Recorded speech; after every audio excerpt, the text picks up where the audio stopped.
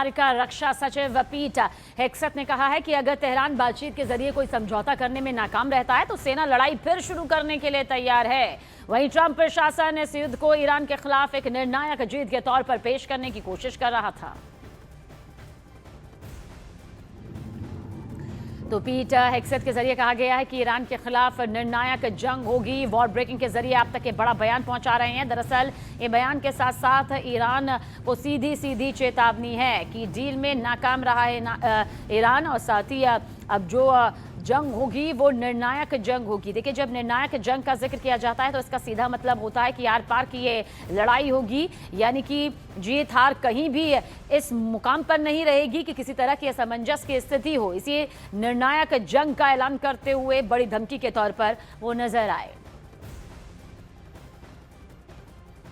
और ईरान पर फिर से डोनाल्ड ट्रंप भड़कते हुए नजर आए हैं। ट्रंप ने कहा कि होर्मुज पर ईरान का काम बहुत खराब है। होर्मुज को लेकर ईरान बेईमानी कर रहा है। होर्मुज पर टैक्स वसूली अगर ईरान कर रहा है तो उसे ये बंद करना होगा। उसे ईरान को बंद करना चाहिए। किसी तरह की टैक्स वसूली ईरान के जरिए होर्मुज को लेकर नहीं की जा सकती। हालांकि ईरान साफ कर चुका है कि उसके जरिए टोल वसूला जाएगा, क्योंकि ईरान भी जानता है कि आर्थिक मोर्चे पर जो बड़ा नुकसान उसे झेलना पड़ा है उसकी भरपाई अब वो स्ट्रेट ऑफ होर्मुज से गुजरने वाले जहाजों के जरिए यहाँ पर कर सकता है। इसलिए टोल वसूली को लेकर कई प्रस्ताव भी वो चाहता है कि अपने यहाँ पर दे।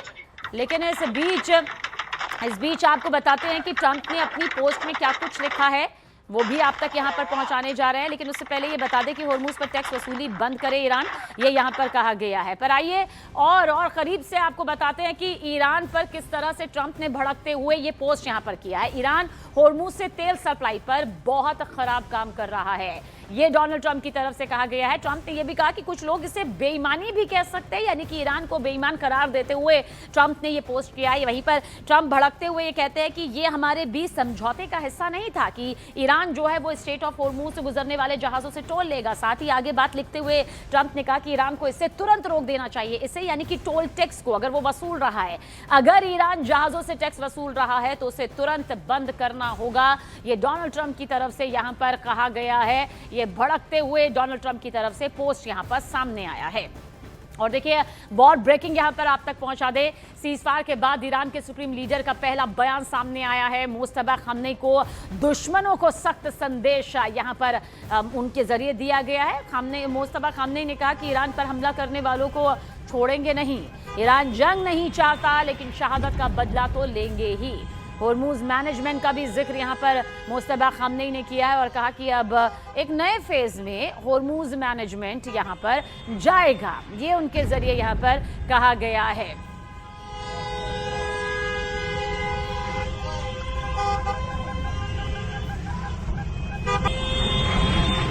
तो देखिए, मुस्तफा खामनेई का ये इशारा नहीं है, बल्कि ये सीधी सीधी उनकी चेतावनी है कि ईरान जंग नहीं चाहता, लेकिन जिस तरह से शहादत यहाँ पर हमारे अपनों के सामने आई है उसका बदला ईरान जरूर लेगा।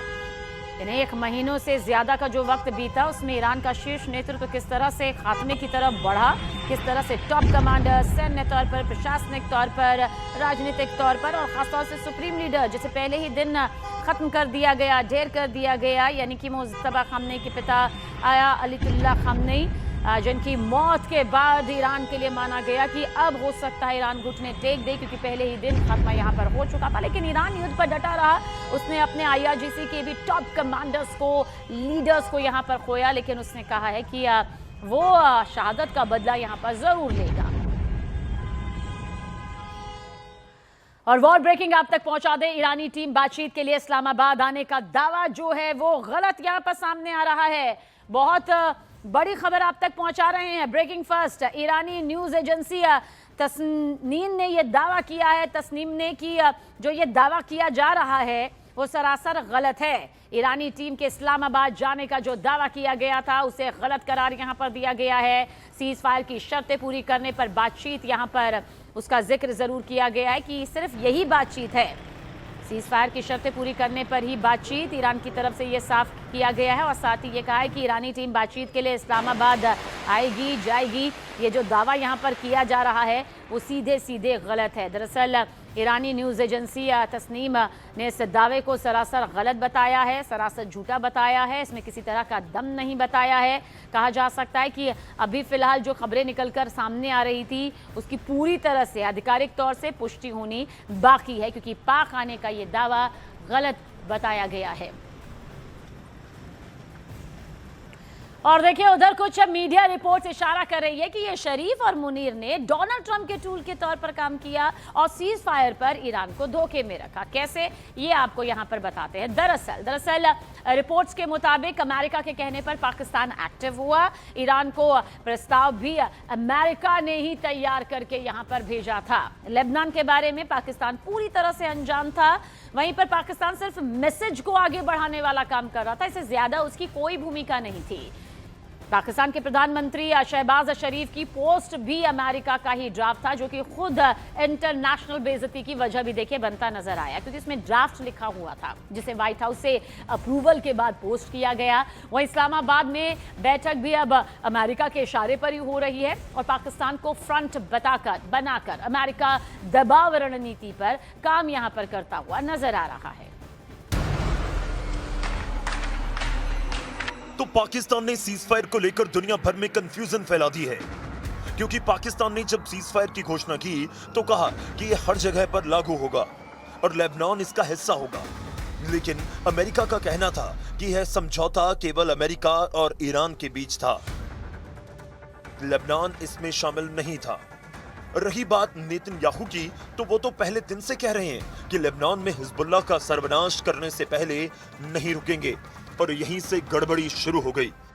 ईरान को लगा कि सीज फायर में लेबनान भी शामिल है, यानी वहां से भी हमले रुकेंगे, जबकि अमेरिका ने बाद में कहा कि यह गलतफहमी थी, ऐसा कोई वादा नहीं था। मतलब पाकिस्तान ने चौधरी बनकर ऐसा रायता फैलाया कि दोनों ने अलग अलग शर्तें मान ली।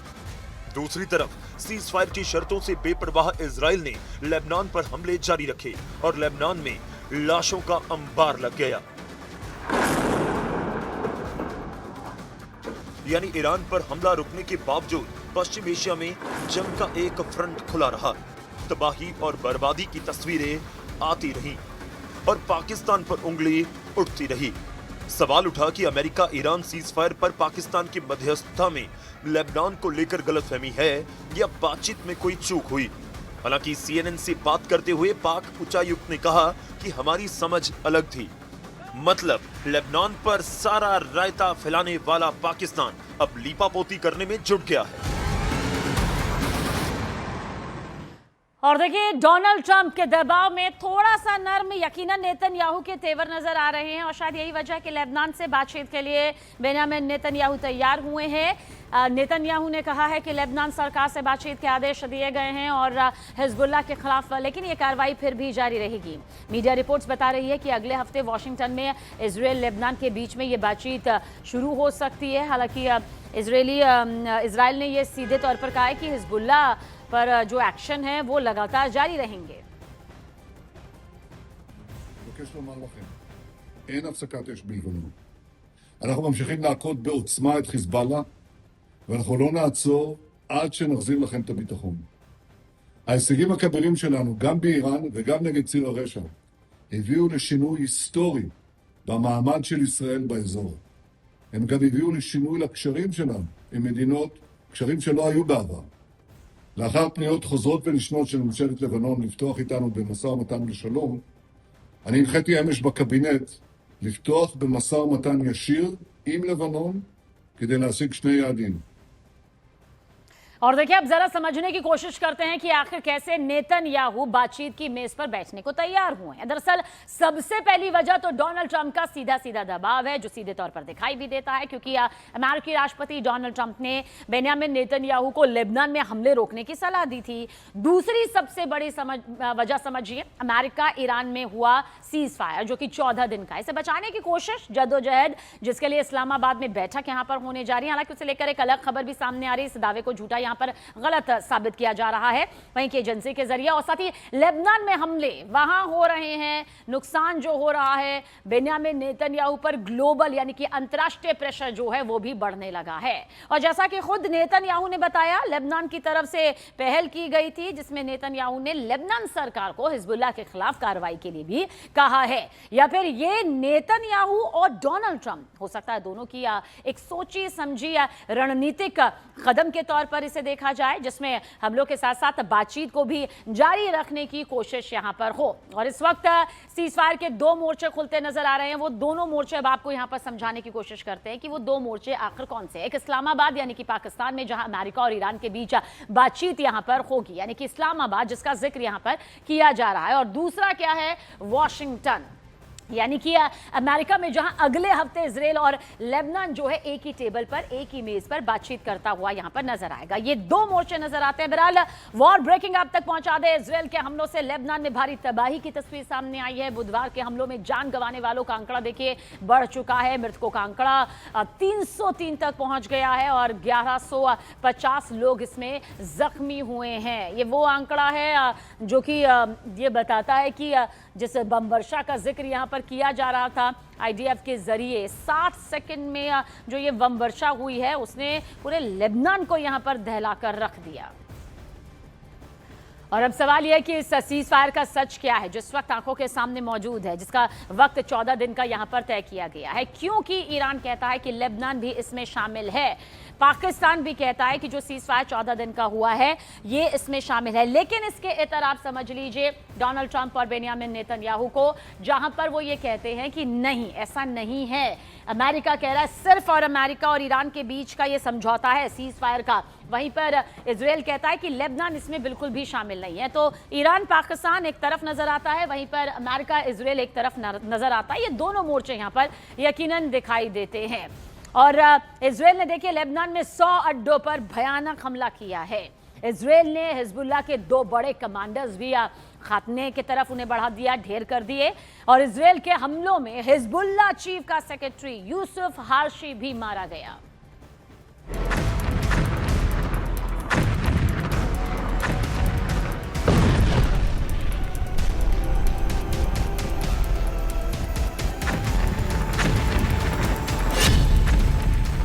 एटम बम पर सीज फायर तोड़ेगा ईरान।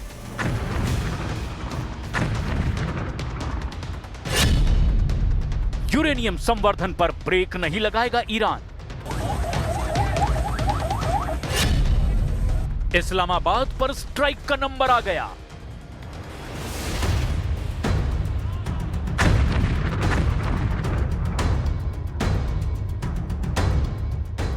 अमेरिका ने जिस एटम बम के डर से ईरान पर हमला किया, वही अब सीज फायर के खात्मे की वजह बन गया है।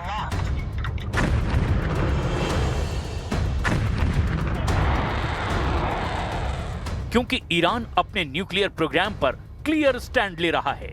ईरान के न्यूक्लियर चीफ ने ऐलान किया कि एटमी प्रोग्राम की रक्षा हर हाल में की जानी चाहिए।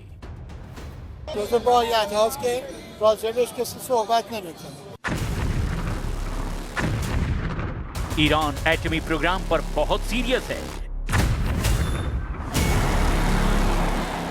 इसके साथ ही ईरान का दिमाग इजराइल ने लेबनान पर हमला करके खराब कर दिया है। बेरूत का आसमान बारूदी धमाकों से दहल रहा है, जैसे कोई ज्वालामुखी रह रहकर लावा उगल रहा है। इजराइल के बमों की मार से बेरूत बदशक्ल हो गया है। इमारतें खंडहर बन गई है, गलियों में मौत बरस रही है। बेरूत के अल मजरा की तस्वीरें हैं ये। इजराइल ने कैसे यहां कहर ढाया है, देख लीजिए जरा। तो फिर ट्रंप ने आखिर किस बात का सीज फायर किया है? क्या ये युद्ध नहीं है?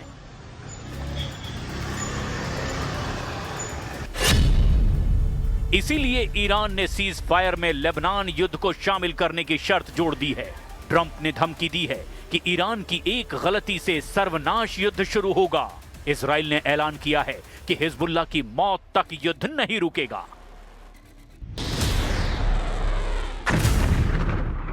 खाड़ी युद्ध में सीज फायर सिर्फ जुबानी जमा खर्च साबित हो रहा है, क्योंकि आग बुझी नहीं है। बारूदी धमाकों का शोर पहले जैसा है, तबाही पहले जैसी है, मौत का मंजर भी पहले से कहीं ज्यादा खौफनाक है। पुलों पर ताबड़तोड़ बम बरस रहे हैं, जंगी जेटों से मिसाइलों की बौछार हो रही है, सड़क पर टैंक दौड़ रहे हैं। ईरान से ज्यादा विस्फोटक युद्ध लेबनान में छिड़ गया है।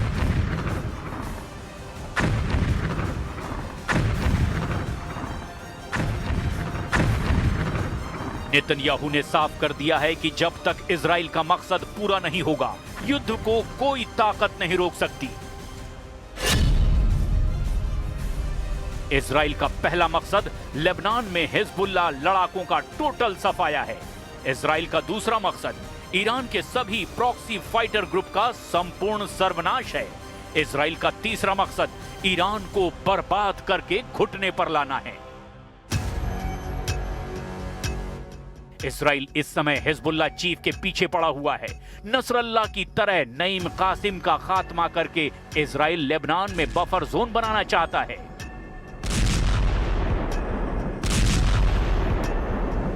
ये मिशन फुल फोर्स में चल रहा है, जबकि ट्रंप ने 14 दिन तक सीज फायर का ऐलान कर रखा है।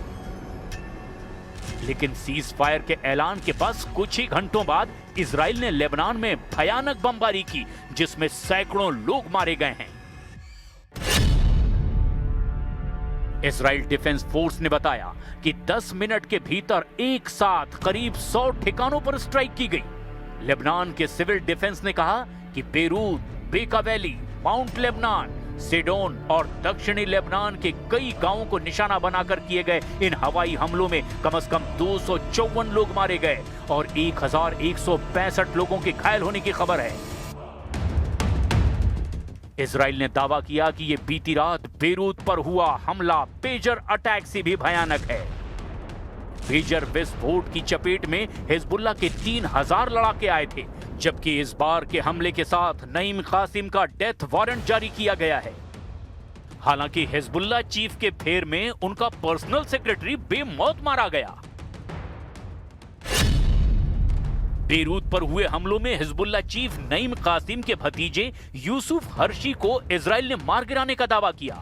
यूसुफ हर्शी हिजबुल्लाह चीफ का पर्सनल सेक्रेटरी था, मतलब ये कि जो हिजबुल्लाह चीफ के साथ साए की तरह रहता था वो ही मारा गया। हिजबुल्लाह सरगना के टाइम टेबल को मैनेज करने वाले के सफाई से ईरान बौखला गया है। ईरान ने धमकी दी है कि लेबनान में अगर इजराइल ने हमला बंद नहीं किया तो मुंह तोड़ जवाब दिया जाएगा। Last night was a very critical night because we had no option just to respond to these new atrocities. Then there were few back and forth and few messages through Pakistanis, and we hope that American could control its ally and this time honor their words actually.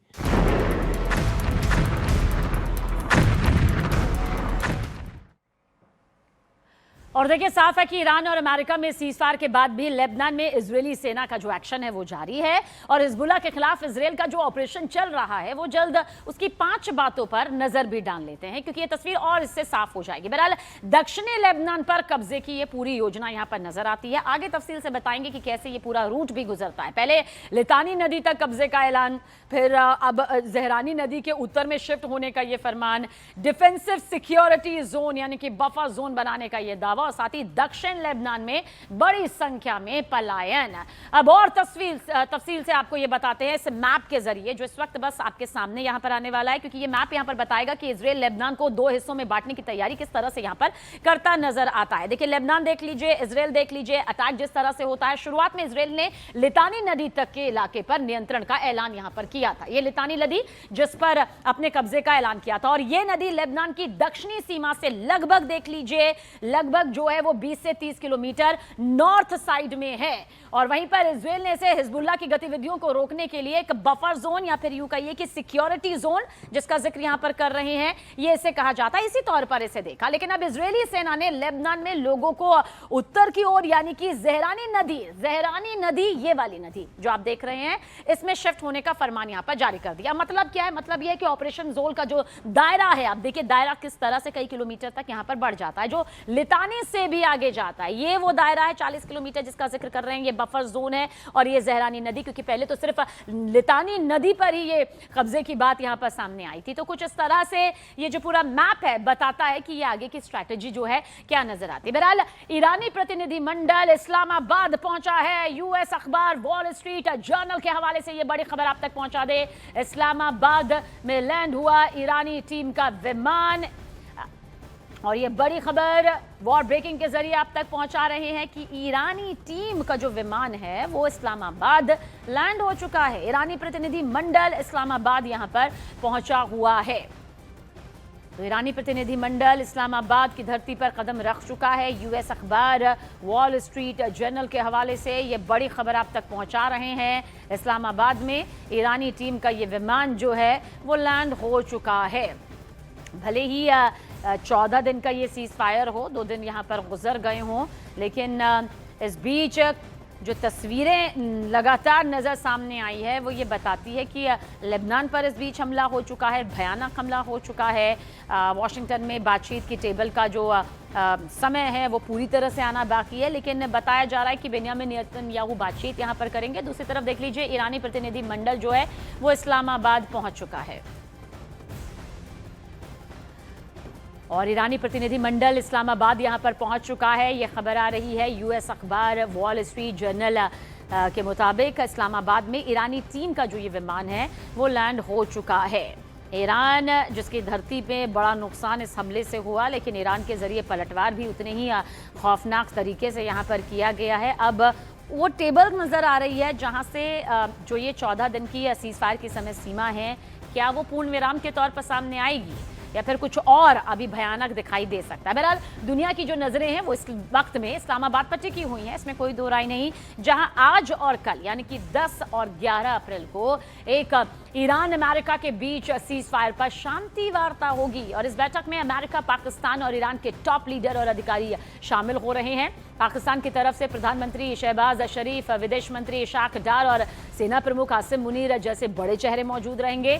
तो वहीं अमेरिकी delegation के में उपराष्ट्रपति JD Vance, middle east के special envoy Steve Witkoff और जारेद Kushner शामिल होंगे। ईरान की तरफ से संसद स्पीकर मोहम्मद बाकर गालिबाफ और विदेश मंत्री अब्बास अराक्ची इस बैठक में हिस्सा लेंगे। और बड़ी बात यह है कि इस बैठक में इजराइल का कोई प्रतिनिधि शामिल नहीं हो रहा है। तो ईरान का कोई प्रतिनिधि हालांकि शामिल नहीं होगा, लेकिन इसमें कोई दो राय नहीं है कि यह बड़ी बैठक यहां पर शांति वार्ता के मद्देनजर अहम है। और इस बीच वॉर ब्रेकिंग आप तक पहुंचा दे, पाकिस्तान के रक्षा मंत्री ख्वाजा आसिफ का बड़ा बयान सामने आया है। इजराइल पर पाकिस्तान के रक्षा मंत्री का यह बयान देखिए क्या कुछ कहता है। ख्वाजा आसिफ ने कहा है कि इजराइल कैंसर रूपी राष्ट्र है, नरक की आग में ये जलेगा। इजराइल मानवता के लिए अभिशाप है, इजराइल बुराई का प्रतीक है। लेबनान में नरसंहार और निर्दोषों की हत्या यहां पर इजराइल के जरिए की जा रही है। ख्वाजा आसिफ ने यह भी कहा कि पहले गजा, फिर ईरान और अब लेबनान में खून खराबा कर रहा है इजराइल। पाकिस्तान के रक्षा मंत्री ख्वाजा आसिफ का यह बड़ा बयान, कड़ा बयान देखिए किस तरह से इजराइल के खिलाफ सामने आया है। इजराइल पर पाकिस्तान के रक्षा मंत्री ख्वाजा आसिफ ने कहा है कि इजराइल कैंसर रूपी राष्ट्र है। उसकी तुलना देखिए कैंसर रूपी राष्ट्र से यहां पर कर दी गई है। लेकिन इस बीच पाकिस्तान के इस बयान पर इजराइल का पलटवार सामने आया है। इजराइल का गुस्सा, बौखलाहट सामने आई है। पाकिस्तान के रक्षा मंत्री ख्वाजा आसिफ का यह बयान बर्दाश्त लायक नहीं है।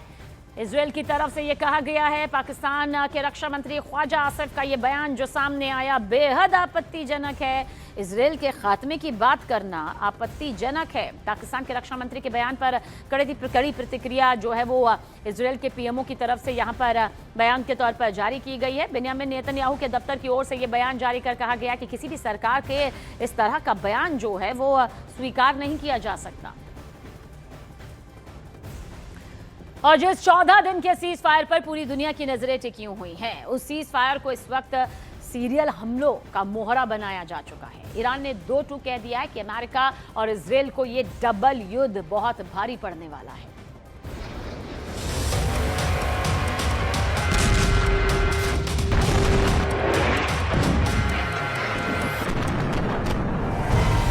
ईरान का डबल युद्ध, लेबनान टू पाकिस्तान।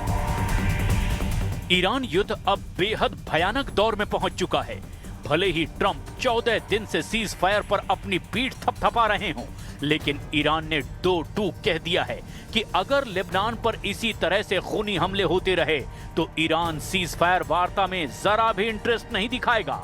खबर तो यहां तक है कि पाकिस्तान भी ईरान के इरादों से सकपका गया है।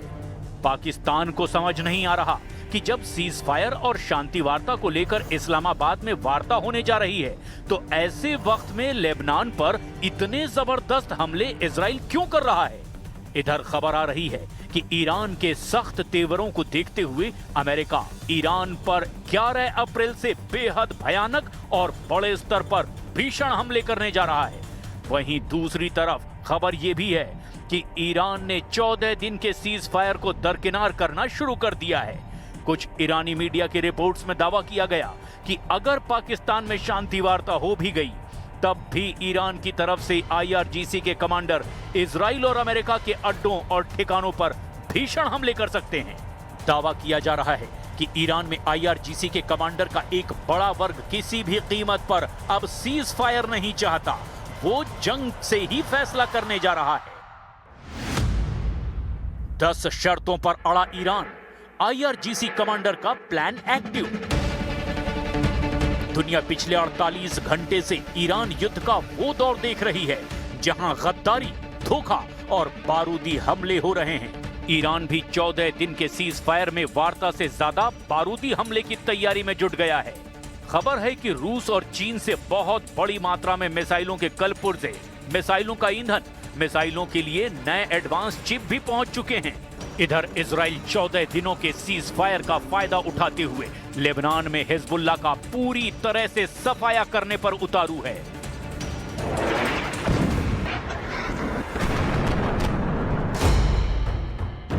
बेरूत, बेका घाटी और पूरे दक्षिणी लेबनान में पिछले 24 घंटे से लगातार इजरायली हमले अमेरिका के इशारों पर हो रहे हैं, जबकि ईरान का साफ कहना है कि सीज फायर में लेबनान में हमला रोकना शामिल था। ऐसे में सीज फायर पर वार्ता पाकिस्तान में कैसे होगी, इसको लेकर सवाल खड़े होने लगे हैं। ईरान के राष्ट्रपति मसूद पजेश्कियन, विदेश मंत्री अब्बास अराक्ची और ईरान की संसद के मुखिया मोहम्मद बगेर गालिबफ भी इजराइल के हमलों से दुविधा में हैं। वहीं दूसरी तरफ ईरान की तरफ से तूफानी मिसाइल और ड्रोन हमले करने वाले कमांडर ने भी 2-2 कह दिया है कि भले ही सीज फायर पर वार्ता हो रही हो, लेकिन IRGC लेबनान में हुए खूनी हमलों का बदला हर हाल में लेगा। ईरान ने 2-2 कह दिया कि वार्ता ईरान की 10 शर्तों पर होगी, ना कि ट्रंप की 15 शर्तों पर। सीज फायर नहीं मानेगा IRGC, ईरान का डबल युद्ध। खुफिया रिपोर्ट के मुताबिक IRGC के फील्ड कमांडरों ने एक नया और खतरनाक बयान जारी किया है। IRGC के इन कमांडरों ने कहा है कि उनकी सैन्य इकाइयां अब स्वतंत्र और स्वायत्त रूप से काम कर रही हैं। इसका मतलब है कि यदि ईरान से अमेरिका की बातचीत चल भी रही हो तो भी सीमा पर तैनात कमांडर अपनी मर्जी से अमेरिका या फिर इजराइल पर हमला कर सकते हैं। ये अमेरिका के लिए सबसे बड़ी चिंता है, क्योंकि इससे युद्ध कभी भी खत्म नहीं हो पाएगा। हशद अल-शाबी और ईरान समर्थित इराकी मिलिशिया के नेताओं जैसे हादी अल-अमीरी ने भी धमकी दी है। उन्होंने चेतावनी दी है कि यदि अमेरिकी विमानों ने इराकी हवाई क्षेत्र का उपयोग ईरान पर हमले के लिए किया तो इराक में मौजूद सभी अमेरिकी बेस कब्रिस्तान बना दिए जाएंगे। ईरान में कुछ निचले स्तर के कमांडरों ने संकेत दिया है कि यदि ईरान के अस्तित्व पर खतरा आया तो वो अपने परमाणु सिद्धांत को बदलने और परमाणु हथियारों का इस्तेमाल करने से पीछे नहीं हटेंगे। ईरानी कमांडरों ने फिर दोहराया कि हॉर्मुज में बिछाई गई माइंस केवल शुरुआत है, वे वैश्विक अर्थव्यवस्था को घुटनों पर ला देंगे। ईरान अपनी पारंपरिक सैन्य शक्ति यानी मिसाइल लॉन्चर और नेवी के काफी हद तक नष्ट होने के बाद अब असीमित और विषम युद्ध की नीति अपनाएगा। ईरान की नो गो जोन रणनीति भी अमेरिका और इजराइल पर भारी पड़ सकती है। ईरान का लक्ष्य अब केवल सैन्य ठिकानों को मारना नहीं, बल्कि पूरे मिडिल ईस्ट को एक नो गो जोन बनाना होगा। इसके तहत वो खाड़ी देशों यूएई, बहरीन, सऊदी अरब के व्यावसायिक केंद्रों और नागरिक बुनियादी ढांचे पर बड़े पैमाने पर ड्रोन हमले करेगा। स्ट्रेट ऑफ हॉर्मुज और बाब अल मंडेब को भी पूरी तरह से ब्लॉक करने की तैयारी हो चुकी है, जैसा कि खुफिया अपडेट से संकेत मिल रहा है। आईआरजीसी के छोटे दस्ते अब तेहरान के आदेश का इंतजार किए बिना खुद हमले की रणनीति अपना सकते हैं, जिससे अमेरिका के लिए किसी एक केंद्र पर हमला करना मुश्किल